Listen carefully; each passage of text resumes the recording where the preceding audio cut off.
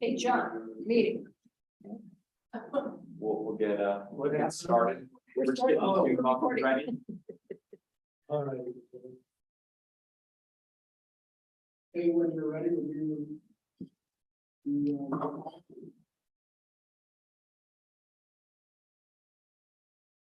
Eric can be our interim. You guys are gonna have to. call in something. Yeah, On Eric, item you're number running the meeting. number two. Are you good with that? Yes. Yes. Just I think you're the senior one here. Well, I called the meeting to order. That works. So, You're. No, we're not touching. Chronologically. Jess. so we will, we'll do a quick roll call here and then we'll have a new item number 2 to elect a, temporary chair for tonight's meeting. Since, Nick is not present, and then we will move on to regularly scheduled item number 2. Should have been on audio recording, so sorry about that. But yeah, Kay, if you want to get us started whenever you're ready with a roll call. All right. Nick Mission is absent. John Williams. Eric Seacrest. Absent. Eric Dowd. Here. Jess Pedersen. Here. Kim McGee. Present. Melissa Jones. Here. Heather McDonald. Here. All right. We have a quorum. Thank you. So as I just stated, we will have a new item number 2 to elect a chair for tonight's meeting. So if anybody wants to nominate a person. He's the senior member of this commission. I second the nomination. We've got a nomination and a second. Does anybody want to nominate any other individual? Seeing none, we'll do a quick vote. All in favor of Eric being the chair for tonight's meeting? Aye. All opposed? No. Passes unanimously. It's your meeting now, Eric. Thank you. So the second item on the agenda is persons not present. Is there any people here that would like to speak to the commission? No. Either in person or on Zoom. Are we on Zoom too? Yep. Okay. So we'll move to item number 3, the consent calendar and the minutes from July 7th. Is there any additions or corrections?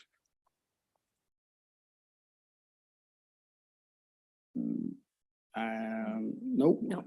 I move that we accept the minutes from last month, 2 months ago. I'll second that. There's been a motion and a second. All in favor? Unanimous. Moving right along. Number 4, member renewal application for Jess Pedersen and John Williams. Any complaints from the commissioners? Oh, comments from the commissioners? No. No. Any comments from the applicants? No. No, I'd love to be on it again. Okay. It's long. Is there a motion to, I guess, elect? Is it an election or No, just we're a recommending the rec- trustees. to the Ds? Is there a motion to recommend these 2 applicants to the Board of Trustees? A second? All in favor? Aye. Opposed? Okay. Congratulations. We will try to queue that up for the next Board of Trustee meeting on September 13th. Not next Tuesday, but the following Tuesday. Okay. Okay, item number 5, 303 Main Street courtesy review.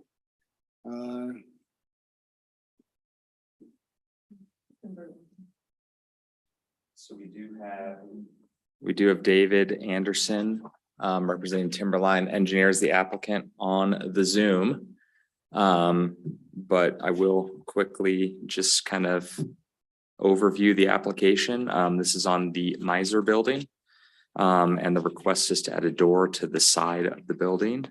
The property is located within the historic commercial core zone district, HCC, and is not designated a local landmark. Therefore, the non-landmark process is being followed, which is this courtesy review by the Historic Preservation Committee. And I will note that the proposed door is located on the east side of the building facing 3rd Street. Other than that, I think I would look to the applicant to answer any questions or present anything to you guys. Yeah, thanks you guys. Dave Anderson with Timberline Engineering, Carbondale. Can you hear me okay? We Yes. can. Okay, great. I think the client just wants to add a door to that side, the side of that building, and that's really it. So I guess we're looking for some feedback or what you guys want to see there.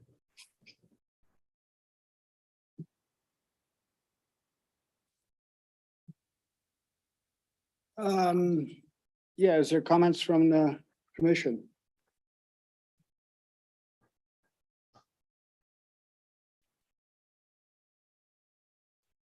No? No, I think it's a warranted request. Change.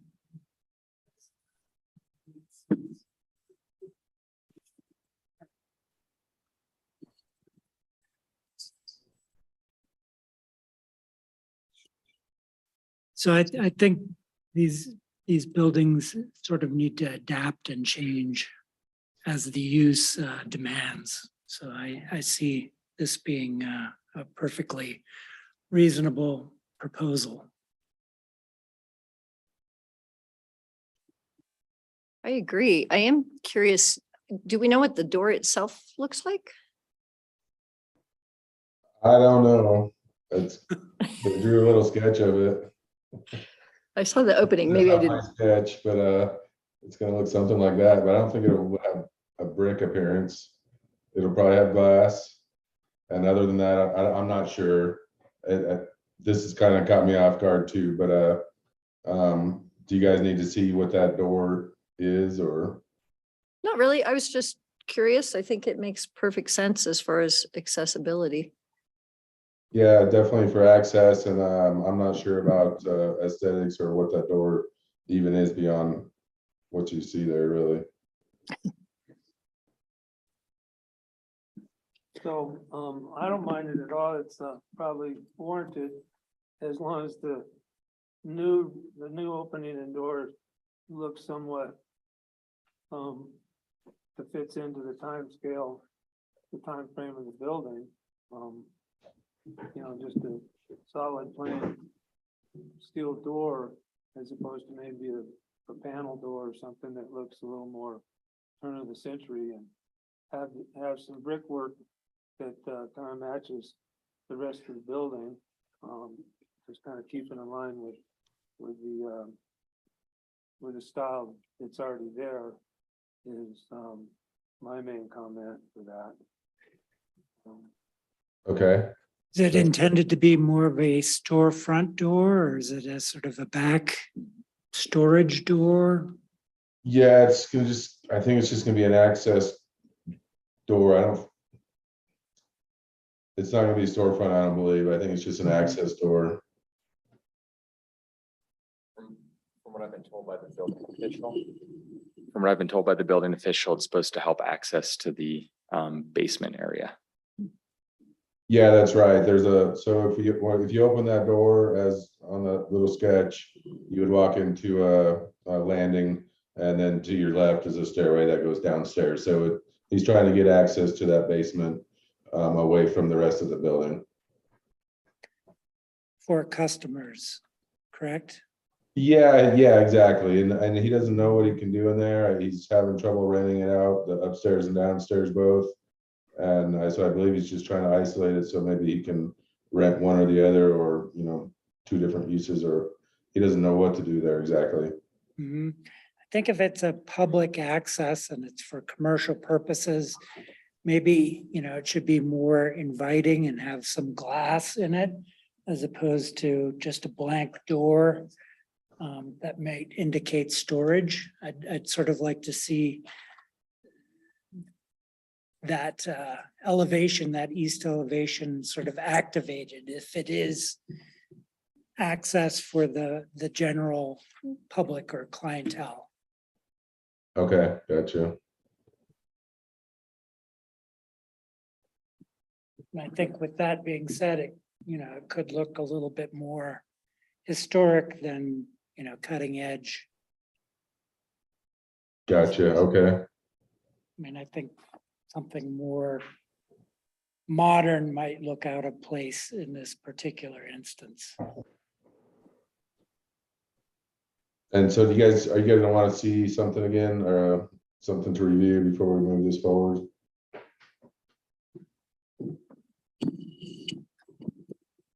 No, we will take these comments and you guys can move forward with your process to submit a building permit. I believe that's the process is just a courtesy review to assist with trying to work with the applicant to ensure kind of compatibility with proposed improvements in the historic building. So it does not need to come back before this committee. Okay. Okay, that's all great. Appreciate it. Yeah, just keep in mind that Third and Main used to be Third and Second. And Main were the main part of town. And then they got control of when they lost control of a lot of the fires, and it kind of moved west up to Fourth and on to the Dankel building. So they used to get off the stage right there at Second and Main, and they had half a block to walk through a couple hotels and post office and a grocery store and whatnot right there at Daddy Long's building. So it doesn't look like it's much now, but it really has a lot of historical value to the town, that entire intersection there. So just as you're doing it, keep that in mind and try to keep it as turn of the century as you can. Okay, I can appreciate that.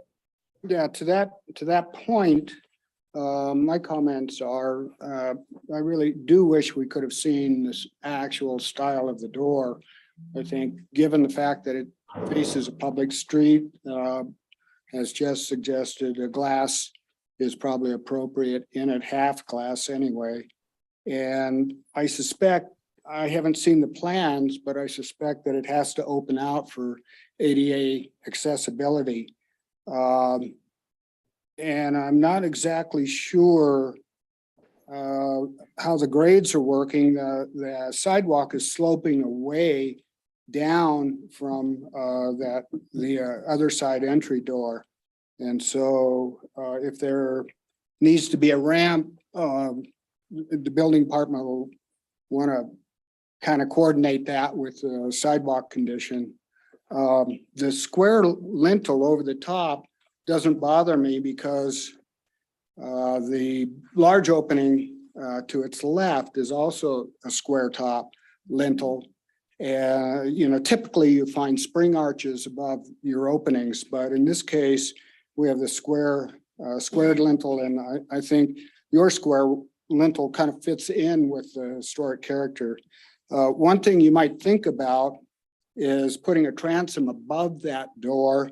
There's a nice, and it doesn't quite show in the photograph, but there's a nice break line along the existing large opening, again, to the left.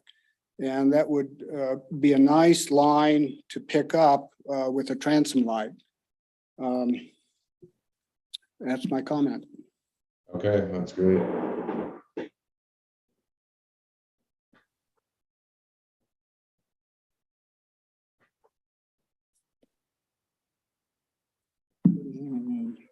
Any other comments?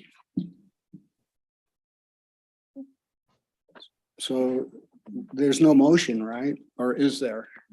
I don't believe there is a motion necessary. I think the applicants received some feedback and they can incorporate that into their design as they move forward with the building permit. Yeah, if you, Request. if you would like to develop the drawings a little bit, we'd be happy to review the work and give further feedback as a simple courtesy. We are open and available. Okay, no, I can appreciate that, and yeah, I want to keep things historic where we can, and that all sounds good.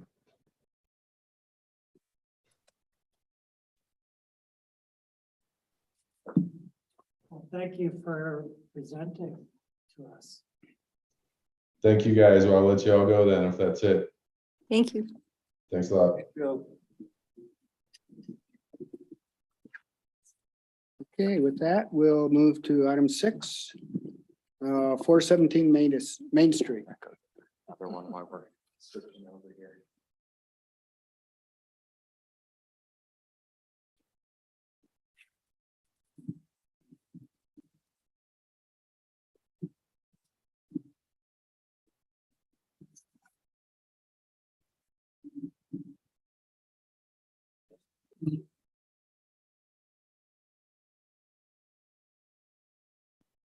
Thanks so much. So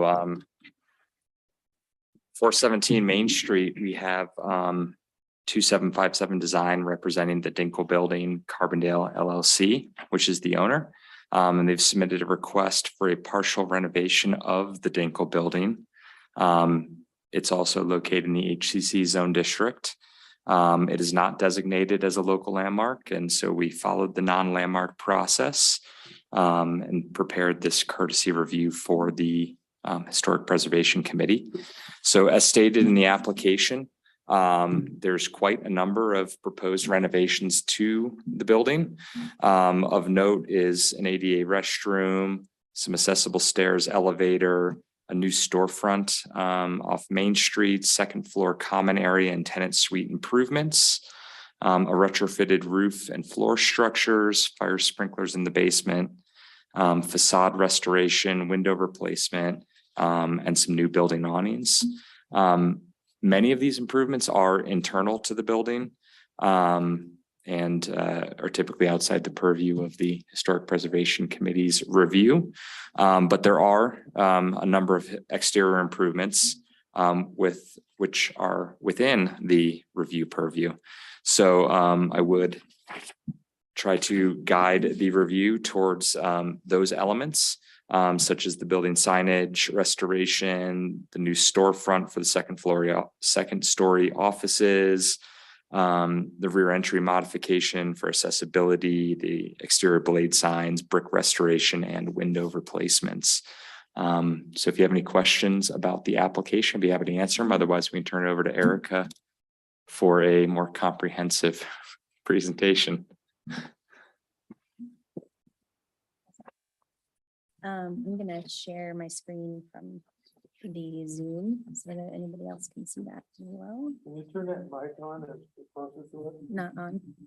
There should be a red button or red light above the button. Sounds like is it on now?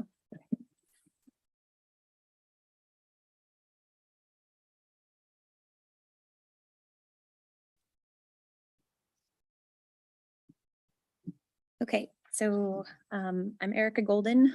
My company is 2757 Design Company.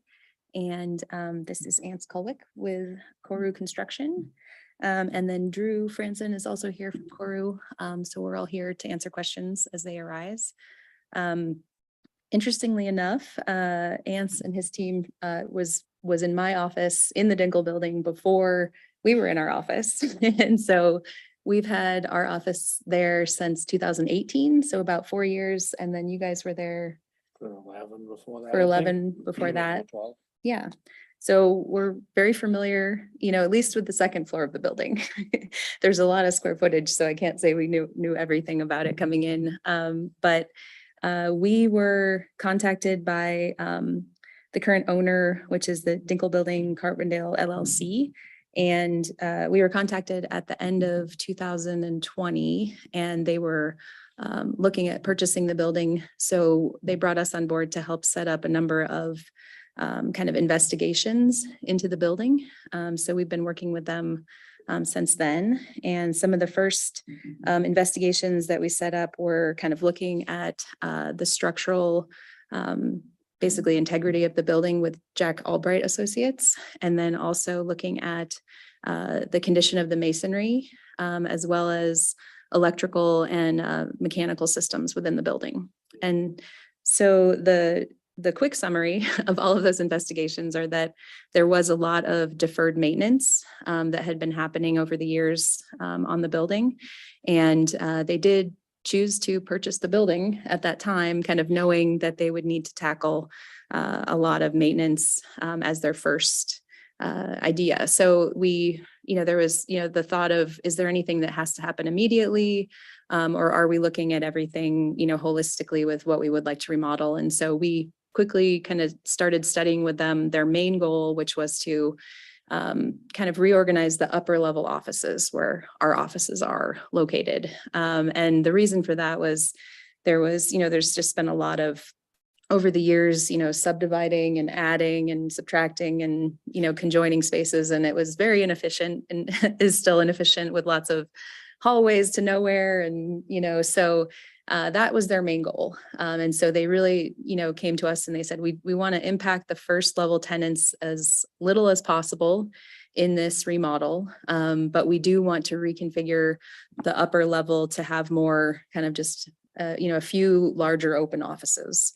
And so in our architectural review, that meant that we did need to bring those offices up to certain accessibility codes as well as building codes. And so we started looking at where we could put in an elevator and proper egress stair. And we, tested all sorts of locations for those and came up with the plans, that you guys are seeing now, which our hope was to put the more invasive elevator and true enclosed egress stair on the alley.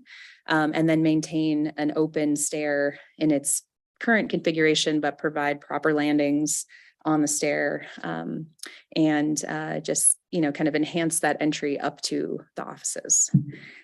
So let's see. After we did, some of that initial analysis, Jack Albright was also looking really at the structure, in particular, the floor structure between, the main level tenants and the offices, as well as the roof structure. Sort of interesting, but there's sort of two layers of roof. There's a kind of a ceiling layer, and then there's a upper actual roof that's draining as a flat roof, but, draining back towards the alley. And his investigation basically showed that, it does not meet current snow load requirements. And so the conceptual idea is to attach those two levels of roof and, in some ways create a truss system that can be enhanced and support the snow and also any live loads or other structural requirements of that roof.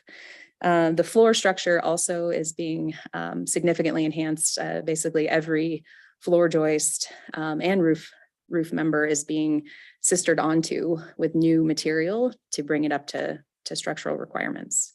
So it's pretty invasive, but the idea is that we're doing all of that from the second level. So we're taking up all the floor and kind of enhancing from the upper level down to not be affecting many of the main level tenants, and then also enhancing up to the roof from that second level. So let's see. So basically, in terms of, so after we established the idea of what the scope of the project would be, we started looking a little bit more specifically at how those interior renovations would start to affect the exterior of the building. And so that's when we obviously started reviewing the historic guidelines and understanding, more about the history of the building through photographs that we could get our hands on. So this is, think you guys are familiar with this, but it's, some different sandboard maps that show the original component of the building on 4th and Main, and then extending that back to the alley, and then growing that over to the west, and then eventually the one level or 1-story part of the building was built below that. Okay. So what we did with the clients is we sort of sat with some of these historic photos and really looked at the characteristics of the exterior and started to kind of identify, from the photos we had, what components were representative of, that era of the time when this building was built, and tried to understand what things had been modified over the years. So obviously we looked at windows, we looked at signage, we looked at awnings, and obviously the brick detailing. So we sort of identified, that obviously the cornice has been modified. There are, just kind of identifying arched window trim as being consistent. There were marble sills at the windows. There was blade signage kind of for the hotel that had been on the upper level. Awnings that were retractable. And then there was this wood banding signage that kind of wrapped and had been, it looks like it had been extended at one point to that, kind of first corner of the building. Just kind of commenting on, different aspects of the building. And then, so as we started to look at, again, where we would be modifying parts of the exterior to provide better access through the egress stair and elevator, and then on the front, we sort of tried to pull from the architecture that was already existing. So these vertical components where basically there's a window that cuts all the way up to where the second floor is the concept for the entry to the new offices on the second level. So this is on Main Street, where historically there had been a vertical opening along 4th Street, and all of these openings kind of meet that characteristic. We were proposing to have that be a recessed opening on Main Street to replicate that.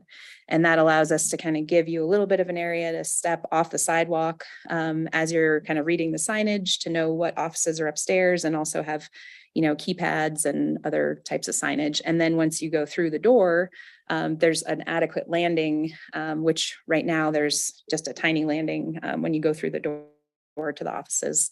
And the other component here is that we're bringing the actual entry down to the sidewalk, because there is a step up right now. So again, just, trying to make the entry to those offices nicer, but also, looking at how to detail that to fit in with the building. A couple other components.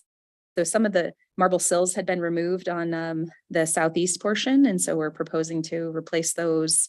And then also, repair that wood signage banding along that floor level and restore that back to how it looked historically, which we think will be really cool.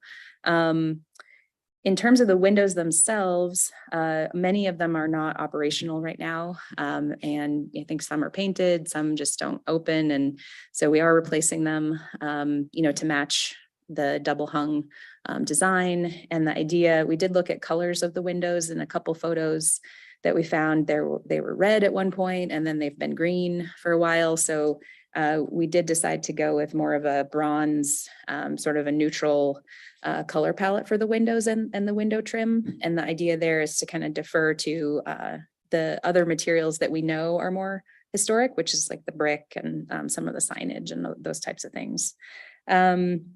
We also are excited about potentially reintroducing that blade sign that had been marking the hotel as a way to designate where the office entry is to go upstairs off of Main Street. And then the awnings themselves, we looked at this one photo, I think that was on one of the pamphlets for the historic like walk around in Carbondale. And they're retracted in a lot of the photos, but we just really wanted them to be more simple and minimal and not be kind of detracting from the building. And so the idea is to have open sides to the awning so that you can still see up more into the actual brickwork of the building. The current ones are a lot more sort of massive and arching and, so the idea is to just make these really minimal. Let's see. And then, so the idea with the brick in general is that we want to obviously restore the brick, and Drew or Ance, I don't know if you guys want to comment at all on this, if you've had more discussions with the masons, but the idea is that, as they're going through and understanding how to repoint the brick, as long as the brick is in good condition, we will keep the existing bricks. In some locations, they may need to be replaced with basically reclaimed brick that we would be working to match that era and color. So the idea would be that they're only being replaced where they're no longer structurally adequate. Would you guys add anything to that or? No? Okay. Great. One thing that we discovered quickly with working with the structural engineer is that the chamfered corner at 4th and Main, the window the arch is failing. I guess it's not quite the right ratio of rise and width. And so the idea that we have been working with Jack on is to actually be reinforcing the arches with steel that will be kind of concealed. And that allows us to come in and put in that steel to support the brick arches and then replace the windows after that is kind of in place. So it's definitely an in-depth process to both support the brick that is failing and then also be able to replace the windows. But that corner in general is not really working very well. So so we looked at all of these different components and worked with Koru and Ance and Drew, and then also with the owner to really establish the scope of work for what we submitted for permit. And, by no means are these the only things that will ever happen, to the Dinkle building. But at this time, these were the items that we felt like were the highest priority, to make sure that the building is structurally sound, is safer, is more accessible, in terms of what we have in our scope right now.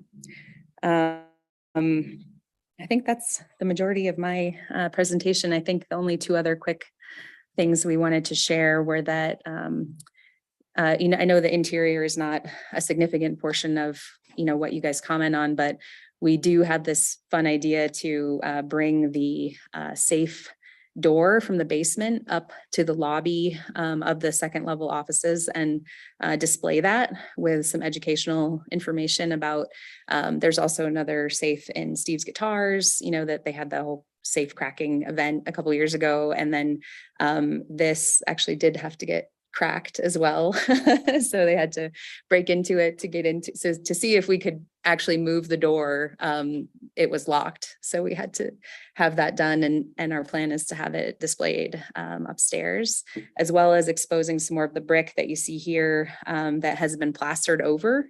On the upper level, we're hoping, to carefully remove plaster and other finishes that have been applied to the brick over the years to be able to showcase that original brick, especially in this, this is kind of, you come up the stairway from Main Street and the brick would be exposed, and then in the lobby area to access the different offices. And then also we have found a friend of the original mural creator that is along that walkway through town, which is, its mural is called Interconnected Web of Life by Fred Haberlein. And we understand that some of the brick on that wall potentially might need to be replaced as it's being repointed and restored. And so we have a muralist on board, again, who was friends with him and who's excited to restore the mural back after the restoration of the brick takes place. So that is all I have. Would you guys like to add anything else at this point, or we can? I mean, I think my piece, just having officed out of the building for 10 or 12 years, I don't recall exactly how much it is, and lived in town for a long time. It was exciting for me as we got involved in the project that the owners of the building, the new owners of the building, and the whole team are sort of really collectively looking to work one, work with the current tenants, which, you know, from a community perspective, there's a lot of great tenants in the building that I think have a lot of impact on the town and the community. Work with them, and that they've had an interest right from the very beginning to do a really nice job of trying to balance upgrading some things in the building that absolutely need to be upgraded, while, you know, having a commitment to the character of the building and what it means to all of us who, you know, are here in town. And so really excited about that. And Erica touched on it, but sort of we've been all collectively really working to try to find this nice balance between, you know, what's the sort of overall scope of work that can be tackled that is meaningful from a sort of long-term stabilization of the building, where a lot of work had been left undone for a long time. There's just a ton of work that is needing to be done in order to just maintain and have this building, you know, be successful over a long period of time, to sort of increase the accessibility to the building, which has been frankly disastrous for a long time. Increase some of the life safety pieces and in some of the safety options for the building, i.e. sprinklering the basement, which is, there's actually a lot of wood in the basement. And so going in to put sprinklers, a full sprinkler system into the basement, and then looking to sort of upgrade the efficiency of the building within reason, and doing all of this while trying to maintain a sort of reasonable timeline and protect the tenants and their livelihood on the first level, and work with the tenants on the second level to create a sort of scope of work that can be tackled in what we believe to be a relatively concise timeline. And so from where I said, I feel like we've all put a lot of effort into it, and hopefully you can see that the sort of overarching character of the building, and then combining that with all these other goals that are inherent to the process, it has certainly been front and center for everyone. So we're really excited. As someone who spent a lot of time in the building, I'm really excited to see it get the love and attention that I think it maybe could have had for a long time. Maybe I shouldn't say should have, but could have had for a long time.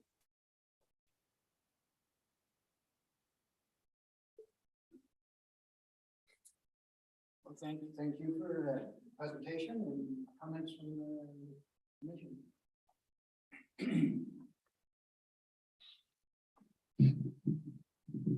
Well, you've got the hallmark building of the entire town. That's the centerpiece of the entire community, really, pretty much. William Dinkel was one of the founding fathers from the first, as you probably will know, the research was done. But he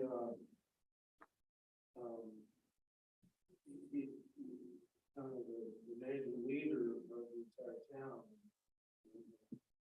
Without him, who knows where we would have been.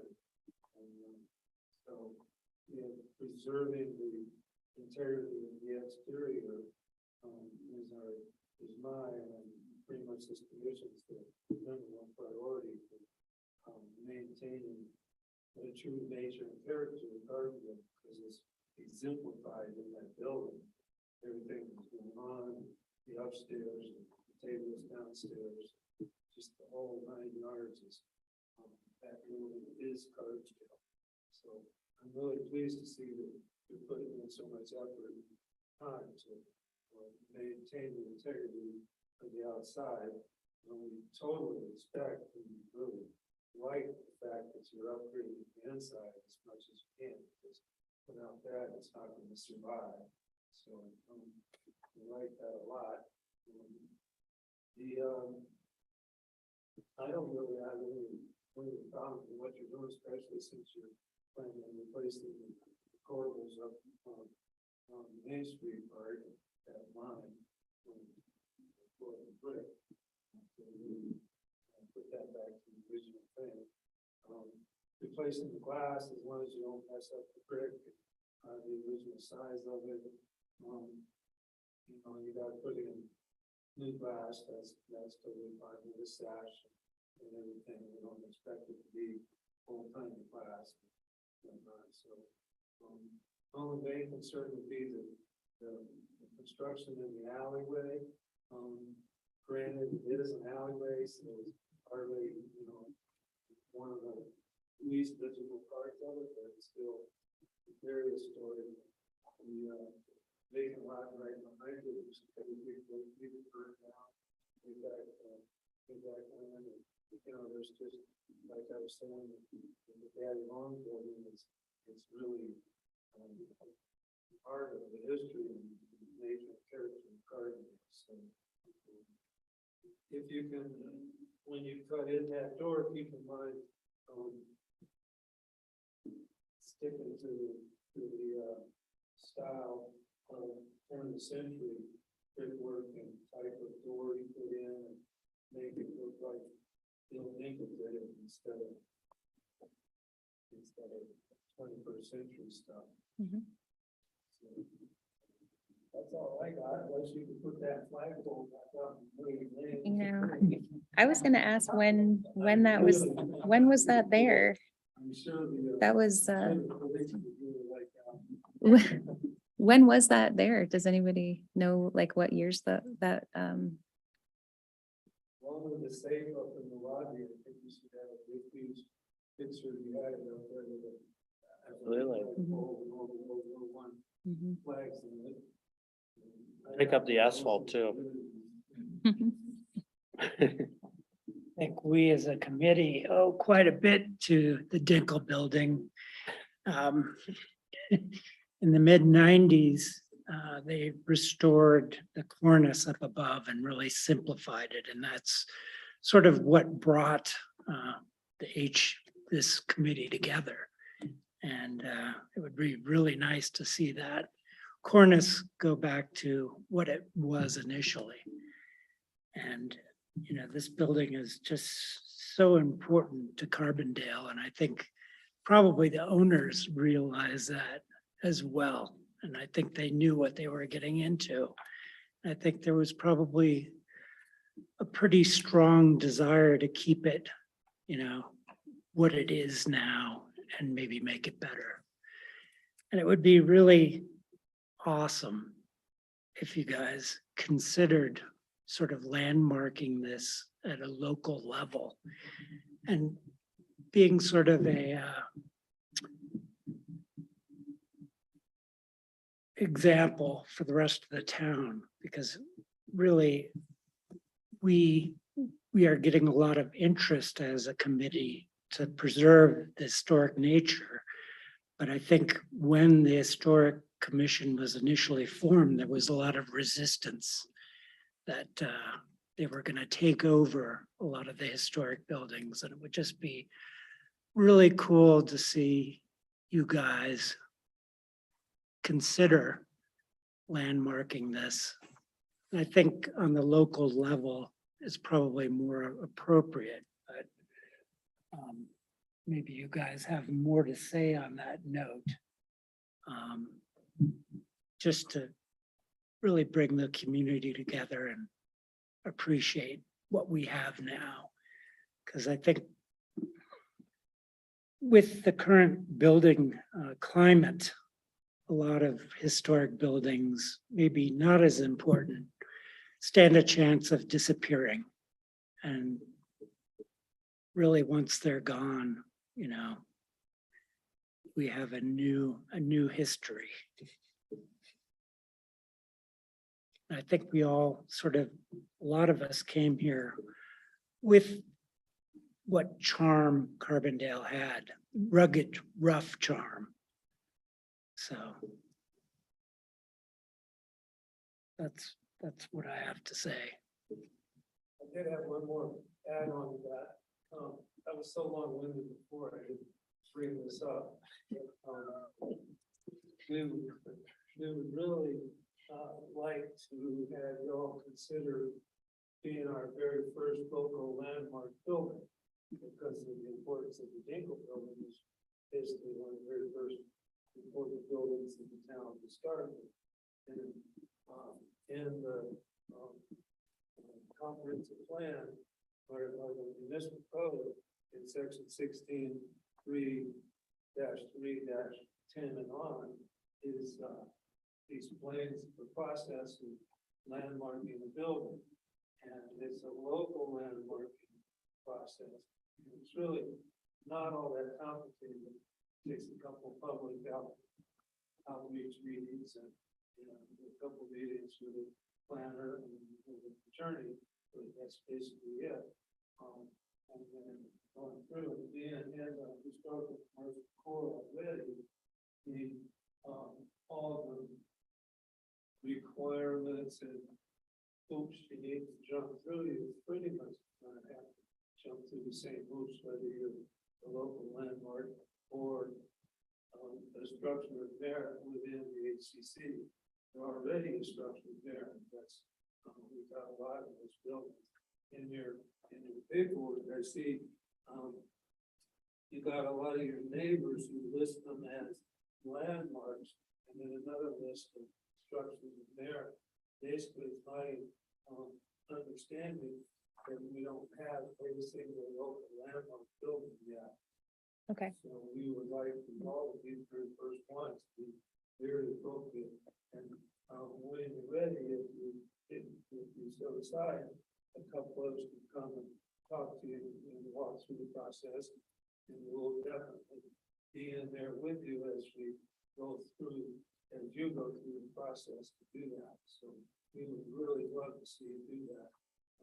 Like I was showing you before, we already have a structured merit program that we put down signs and asking the homeowners if they want these info signs or these metal flags. And so that's well on the way. And this will just be kind of a little capstone to it to really kind of bring up the community to bring this more to light to where they can understand what it means to be a local landmark, and we're not going to take their rights as a homeowner away. All we're really doing is encouraging them to preserve the exterior of the building, or preserve there's any incentives for them to be able to do that. So when I first moved here to town in '79 and on, the general consensus of all my new friends was, who the hell do you think you are telling me what I can and can't do in my building? So that's kind of what we're up against. And I think you guys are the perfect building owners to help us correct that philosophy. So just let us know. We'll come the next day. Thank you. We'll definitely share that information with the owners for sure. Kim, have you got comments?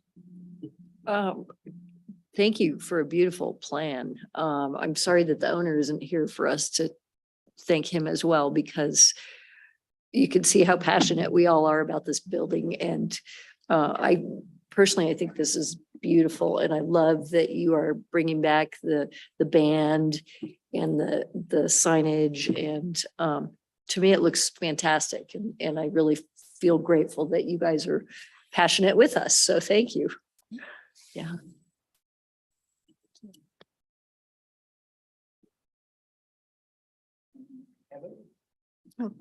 I actually liked how it's modernized, but yet it feels very like small time charm to it. So that's pretty much my comment. And I do like the band too, because I've noticed like a lot of the historic buildings from the 1800s, they all have bands like Lafayette and all the different Front Range ones. I like that kind of style. It's coming back to like show off the historic part of the building. Yeah, we're excited to maybe just because it's been deteriorating as being, just wood right now. We're hoping to, make it last longer. I think adding the bronze windows is nice. I think they'll potentially last a lot longer and really sort of sparkle the brick, if you will, add a little punch to it. And I'd like to see some true divisions and the separations of the glass and not just, the paste on mullion that sometimes you see. Right. Well, they are double hung operational in this case, so they will be. Is there they'll be separate. divisions? Is there a Nope. vertical in any of them? No. Okay. No, Yeah. they're just the double hung Mhm. style. So, yeah. The only thing I was gonna say is it kind of piggybacks on what John already said, but I've seen in other towns where new owners don't really have the drive. They buy this historic building, they don't really know what they're getting into. And to see an owner come in and know what they have and how special it is. But on top of that, the work you're doing on the inside impresses me just as much as the work you're doing on the outside. And I know we're focused on the outside more, but to keep it structurally sound so that it can continue I think it's really impressive.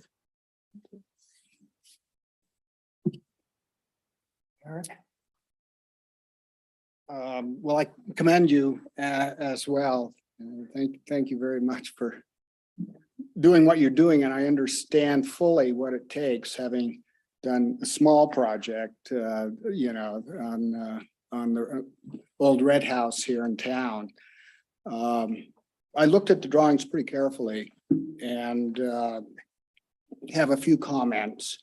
One is it didn't really specify what the windows were. I assume that they're metal clad wood, and I'm glad you're not doing, vinyl is not final, I'm telling you.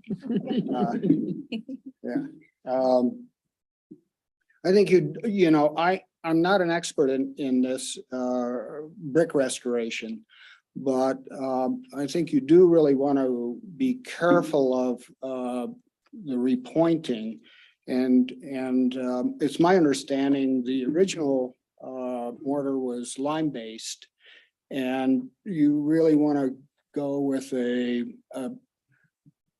repointing mortar that's sympathetic to that older mortar. Or cement, if it's a hard cement mortar, it will not weather and will become, you know, apparent that it's really a modern intervention.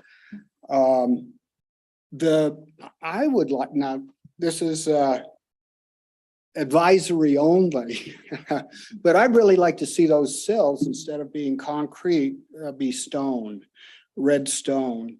I think is more appropriate for the building and will actually perform better over time than a concrete sill. I think if Mr. Dinkle were around, he'd probably agree with that. Stone, because the single story is marble. Stone was the material of choice, and I would really look into that. Given the cost of everything else that you're doing, it's probably a small portion of the total project cost, and it makes a big difference. I'd like to also see the actual profile of that cornice. I tried to ferret it out in the picture, and it's not easy. I do know that getting, I wish they hadn't done it to begin with, but getting a brick to match is going to be a trick. That's going to be a lot of brick, and it's going to, you have to do a search. We did, just so you know, we restored our brick on Old Red, a brick chimney, not anything at this scale.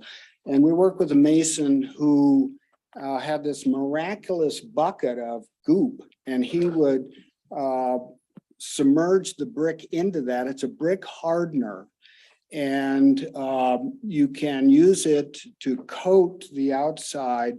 It has a chemical reaction once it's airborne, and actually solidifies that old soft brick. I've got a commercial building in California that is suffering from the same thing, and I think I'm going to do that on it. I guess I would like to clarify that in our current permit application, we are not going to rebuild the cornice right now. Oh, okay. So it has been studied, and you know, the structural implications of it, as well as you know, the anticipated I guess time frame to replace it are a bit onerous. And so again, to Ance's point, we're trying to minimize right now to get, you know, the structure with, you know, the floor and the roof redone, but also, you know, the brick that is actually failing. And we completely understand that that was replaced, you know, in the early 2000s, and it is not, you know, matching the historic, but it's not failing right now. So Right. it kind of didn't make the top of our our priority list, but it has been studied. Just, and the owners are aware that that is something that they would like to target in the future to work It's towards an that. expensive number too, I'm Yeah. sure, and it's not, it's decorative. at Yeah, this for sure. point. And I think our understanding was that the reason that the previous owners potentially did what they did was because bricks were literally falling onto the sidewalk. And so I think that's why they went, more vertical with it rather than having it cantilever out over the sidewalk.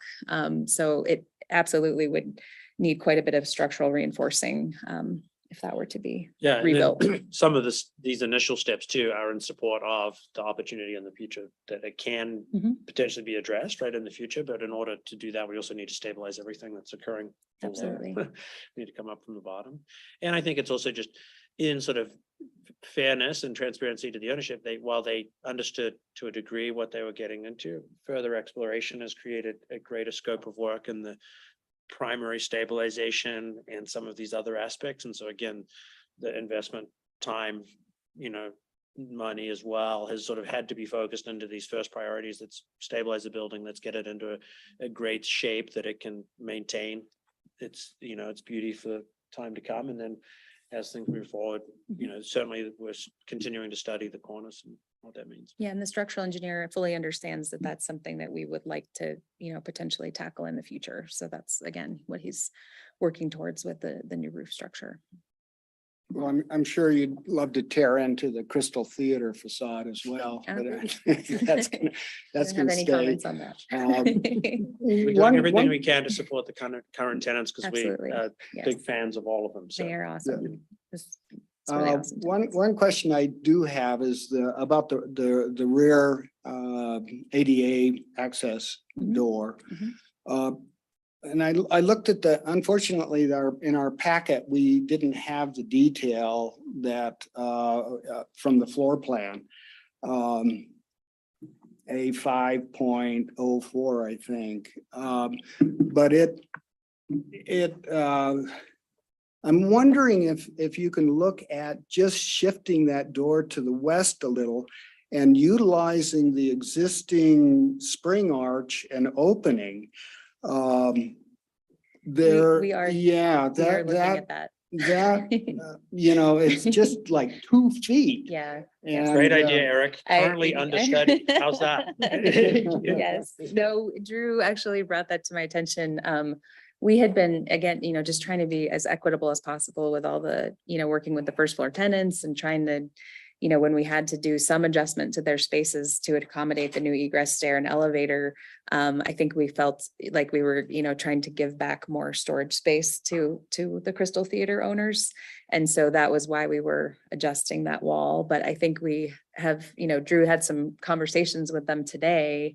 And I think we have a better solution to potentially, we just need to track it through all the, make sure we understand how to maintain our egress exit and properly detail that with our fire ratings. And that would be a goal of ours to Yeah. find a way to maintain that. There's a lot of people who are very passionate about this building and everything that goes on inside this building. So Yeah. in No, we constant conversations with.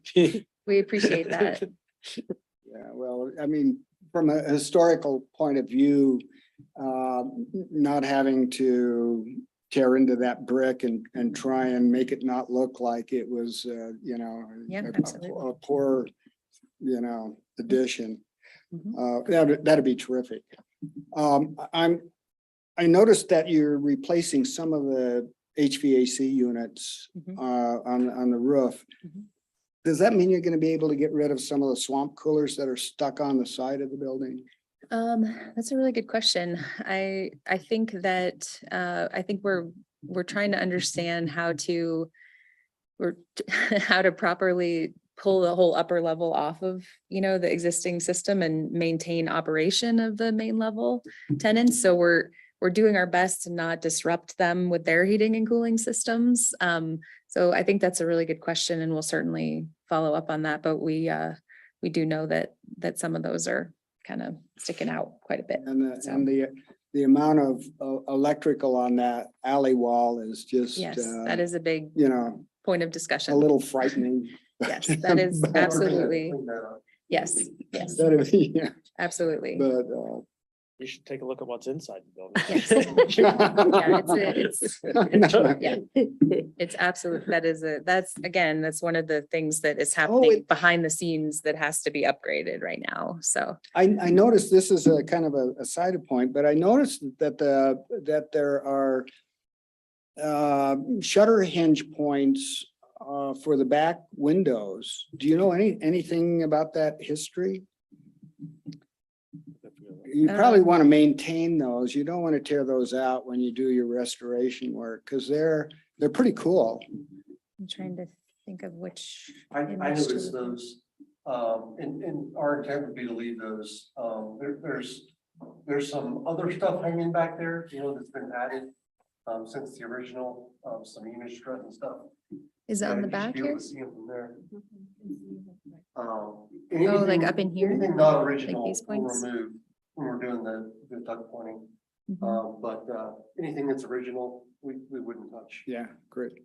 Yeah, it probably was for security, it was pretty rough on the main level back there. So, Do you think maybe just like a bar system that would have been? well, they're set up Hmm. like old time shutter hinges. shutters would be Yeah. interesting. They'd shutter your window. Hmm. Anyway, thank you guys so much. It's just terrific. And yeah, I agree with we would love to help you walk through the landmark process. This is a building that deserves it, and you guys are just falling right in line with what we would hope would happen with it. So again, thank you very much. Thank you guys for your Thanks for the comments. input, yeah. Appreciate it.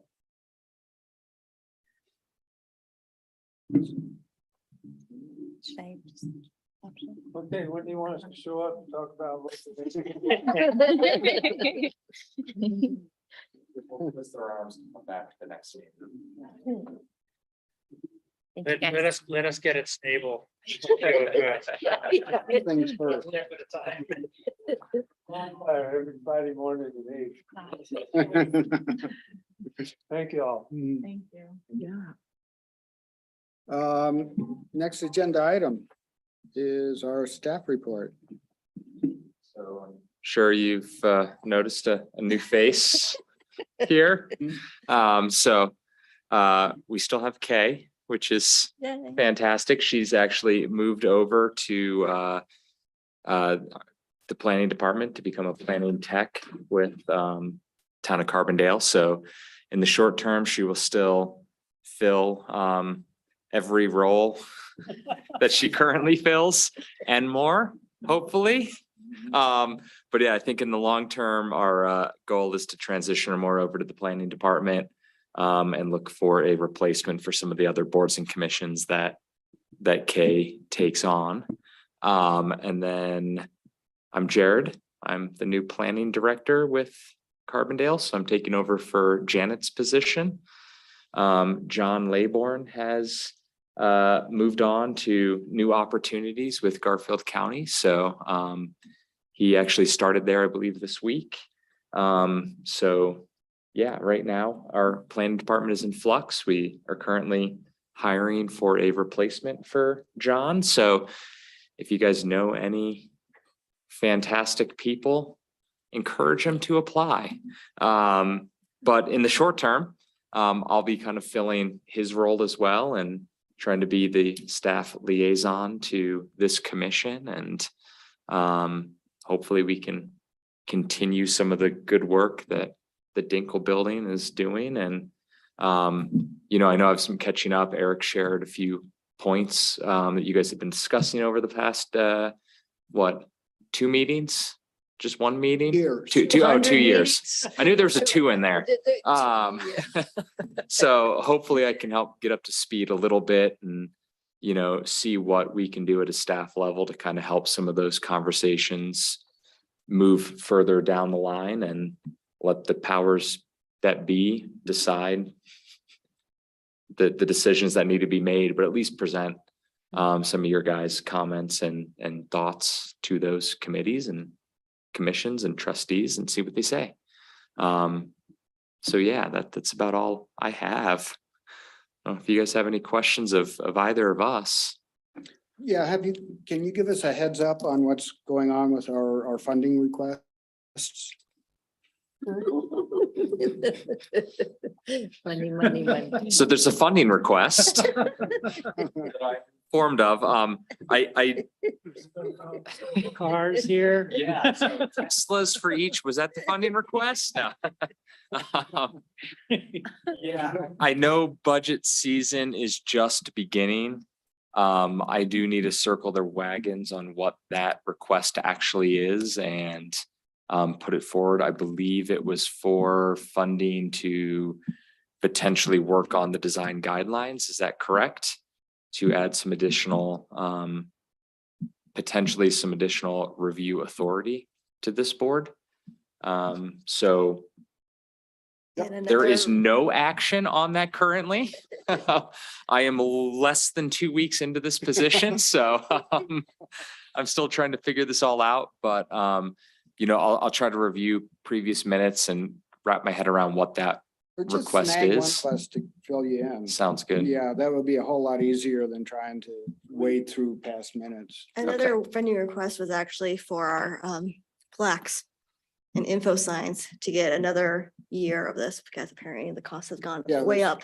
There's two sets of funding requirements. One are for additional funding for the plaques and informational signage For next year. for next year. And then the biggie is for a consultant to review our design guidelines that would allow us to include Old Town residential into the review process. And of course, there's spillover that falls into our UDC from Mhm. that language change. Yeah. So, Nick wrote a memo, a couple months ago, yes, and- kind of laying it all out. Yeah. That's what you'd be looking to find. Nick and I had a few words earlier this week before he Uh-oh. left, and he mentioned that there was a selection committee on some of these projects that are happening in town, maybe. And he brought up the point that it would be great if somebody from our committee was involved in that selection committee, just because we're so tied into, the historic aspects of the town. Well, and they have to comply with our design guidelines for anything in the historic core, so. Yeah, so I can provide a very small update. At the last trustee meeting, they did meet with a consultant who is helping the town prepare an RFQ, request for qualifications, to partner with a developer or designer or company that does master planning and or construction. I think it's a little bit nebulous as to exactly what we're looking for. But they are moving forward with an RFQ, trying to put some parameters around that. And part of that selection committee that Nick is discussing is the committee that will ultimately select which group the town partners with to work on the town center parcel. And so it's a little bit in the Board of Trustees' hands to determine who they think would be a good selection committee. It is going to be a pretty time-intensive requirement to be on that. We'll get some rather lengthy proposals, and there'll be a bit of homework. So I don't know where the trustees are going to net out on exactly what the makeup of that committee is, but at that meeting, they all expressed some passing interest, or at least all the trustees that were there. I know there'll be some desire from staff to have a few key staff members involved in that, who are going to have to work hand in hand with this consortium. But I can certainly forward the message to both groups that this committee would like to see some sort of representation on that, given its location and its prominence within the historic core. Is the RFQ gonna be on BidNet or is it gonna be like just on the website? Yes, it is. Hopefully both. I believe our consultant also has worked with a few developers of similar types of projects, and so I could see some direct mailings out to some potential partners as well to inform them of this. But what I've heard is BidNet would be, or government bids or something like that will be used as well. Yeah, most people go through that one. It's like when we look for something, it's always the small town that has it on the website, but they didn't advertise it. Yeah. I had no idea about the comp plan until like 3 days before it was due. Those kind of things. So yeah, we're hoping to give people a bit more time to prepare a proposal, because as I'm sure you guys can imagine, it's a potentially complicated parcel with a lot of competing interests, and I think you're gonna have to be a savvy group to be able to find a way to pull off a project like that. So yeah. I think that LRFP, been related to the new pool as well. I think the park department is, looking for, I call him a project manager, but an overseer of the whole thing. All the way from selling the bond and getting the money and overseeing the project. Design and construction and all that. Yeah. Yep. And that's, I think what the hope is. It could be a couple groups could be the right answer for Carbondale.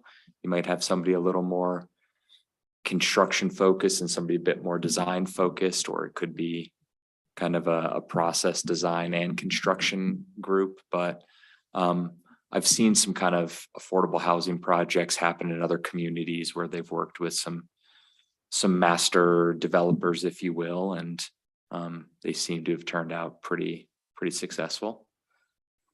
Not within a historic core.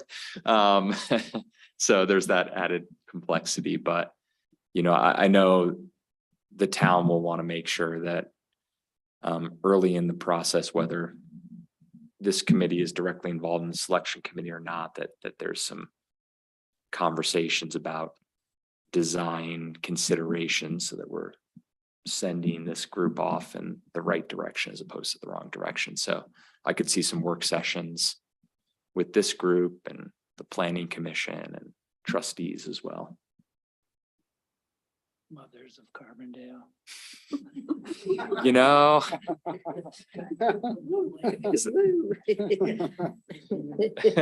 They're out there. Yeah. But yeah, so anything you guys have, don't hesitate, drop me an email, stop by my office, kick in the door, whatever. I'd love to get, feedback from you all. You've been in this community a heck of a lot longer than I have and have some great insight. And Where are you from? so I spent the last 15 years over in Avon, Vail Beaver Creek area. I worked for the town of Avon as a land use planner for 7 years, and then worked for Eagle County as a transportation planner for their eco transit, their version of RAFTA. And so, yeah, spent a few years, was down on the Front Range in Boulder, Denver for 5 years before that, and grew up in Connecticut. So I've seen one or two older buildings before. It's always fun driving around town and you see an old building, you see a nice plaque right up on it, and you look at the age and you're like, holy cow, it's been around for a while. So I certainly can appreciate what you guys are doing. That was a neat part of where I grew up, is having a lot of those historic buildings. What town was that? A little town called Wilton. Okay. I'm sure everyone's heard of Greenwich, Connecticut. Not there, but a couple towns over in the same part of the state. Because we're from Guilford. Oh, okay, yeah, certainly. Yeah, one of my the founding father is buried in the square, Oh, nice. 1639. Yeah. So 16 is a popular number back in that neck of the country. We always knew you were old. Feeling it. Well, thank you. Oh, welcome. Thank you so much. Yeah, no, it's great to have you on board. Yeah, Carbondale is at the cusp and yeah, just hang on. It's no, the next few years are really going to determine its future. So it's critical that we have, you know, real strong input at this point. Yeah. Yeah. Anything else? I make a motion that we adjourn. Is that on the, oh, it's on the agenda. I know. Is there a second? All in favor? Aye. Motion passed. Show that to those guys.